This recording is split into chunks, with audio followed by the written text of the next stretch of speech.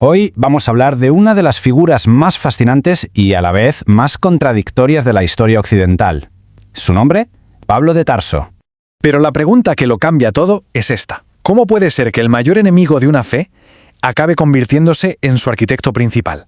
Es que es increíble. El hombre que se propuso aniquilar a los seguidores de Jesús fue el que al final esparció su mensaje por todo el mundo. Es una de esas transformaciones que de verdad le dan la vuelta a la historia. Y bueno, para poder entender este cambio tan radical, tenemos que empezar por el principio. Tenemos que conocer al hombre que era antes. Y ese hombre no se llamaba Pablo, se llamaba Saulo. Es fundamental entender esto. Saulo y Pablo son las dos caras de una misma moneda. Por un lado, el cazador y por otro, el constructor. Ojo, que Saulo no era un cualquiera, para nada. Estamos hablando de alguien de la élite. Era fariseo, de Tarso, que era una ciudad bastante importante, y además ciudadano romano. Eso le daba unos privilegios enormes. Por si fuera poco, se había educado con el mismísimo Gamaliel, un maestro de renombre. O sea que conocía la ley judía a la perfección, y la defendía, con una pasión casi fanática.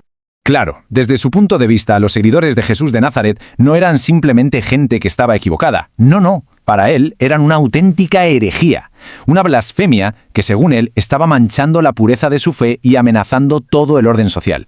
Así que su misión estaba clarísima. Había que acabar con ellos. Y vamos, no se quedó de brazos cruzados. Y esto no era solo teoría, Él actuaba. Y lo hacía con una convicción que daba miedo. Por ejemplo, el relato de la ejecución de Esteban, que es considerado el primer mártir cristiano, pues bien, Saulo estaba allí, no tirando piedras, no, pero sí estaba de acuerdo. Estaba guardando la ropa de los que apedreaban, observando, sin inmutarse.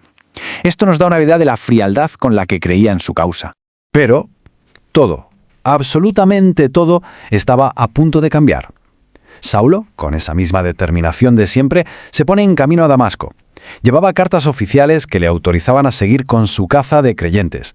Lo que no se imaginaba, claro, es que en ese mismo camino el cazador iba a acabar siendo la presa. Y es justo ahí, en mitad de ese viaje, donde pasa lo que nadie podría haber previsto. No es una tormenta, no es una emboscada, es una luz cegadora, tan potente que lo tira al suelo, lo deja completamente ciego. Y en medio de esa luz cegadora, escucha una voz que le hace una pregunta que va a cambiarlo todo para siempre. Saulo, Saulo, ¿por qué me persigues? Imaginen el shock.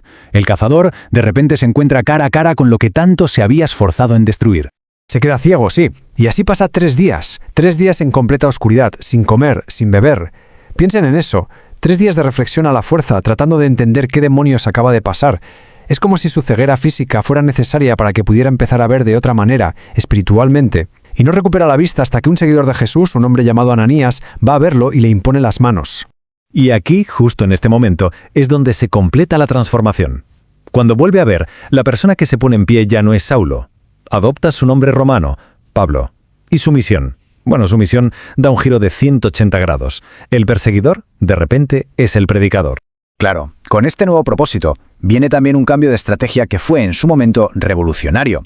Pablo se da cuenta de que este mensaje no puede quedarse solo en Judea, que no es solo para el pueblo judío.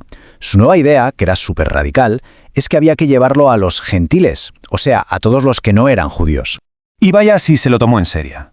La escala de lo que se propuso es épica, no hay otra palabra.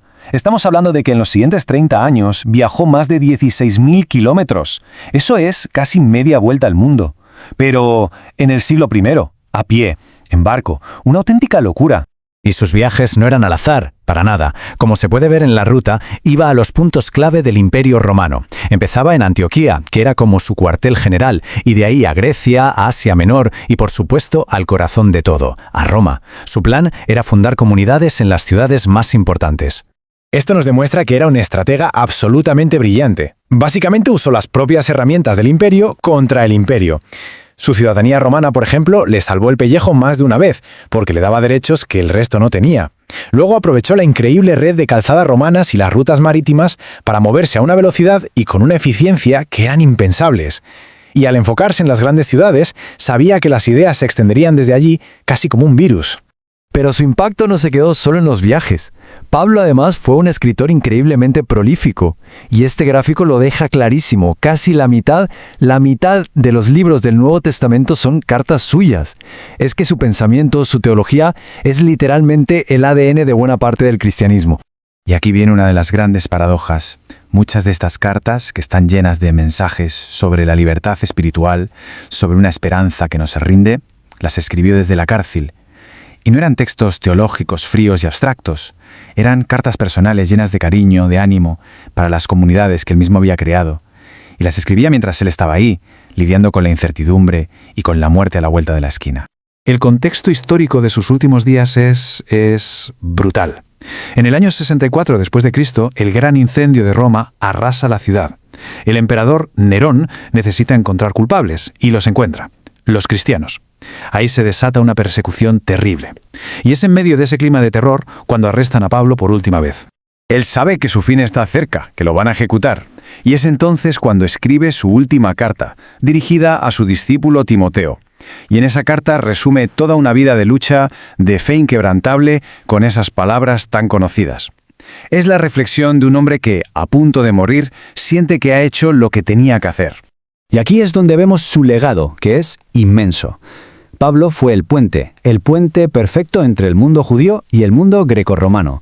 Supo coger conceptos de la filosofía griega para que la teología hebrea se entendiera fuera de su contexto. Si no hubiera sido por su visión, por su energía imparable, es muy probable que el cristianismo se hubiera quedado en una pequeña secta judía y nada más. Fue él, sin duda, que lo convirtió en un movimiento mundial. Y quizá, de todas sus ideas, la más potente, la más revolucionaria, está resumida en esta frase de su carta a los Gálatas. Un mensaje de igualdad universal que rompía con todas las barreras de su tiempo, sociales, étnicas, de género. Una idea que, nos guste más o menos, nació de un perseguidor en un camino polvoriento hacia Damasco y que acabó dando forma al mundo que conocemos hoy.